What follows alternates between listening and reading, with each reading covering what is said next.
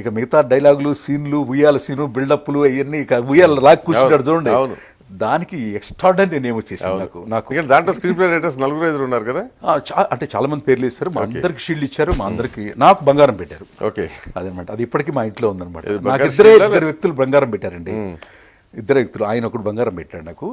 బంగారం పడయప్ప అని ఉంటుందన్నమాట, పెద్దది, ఒక దాదాపు 2 లక్షల రూపాయలు విలువ చేస్తుంది. ఓకే.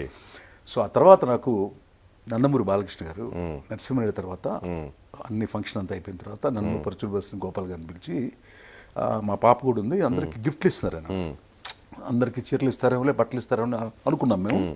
బయటకు వచ్చి గేట్తో వచ్చి పంపించేసారు, అయిపోయింది. మా ఇంట్లో మా మిస్సెస్ కను మా కూతురికి చిన్న క్యూరియాసిటీ ఉంటుంది కదా, ఎవరికైనా ఉంటుంది కదా.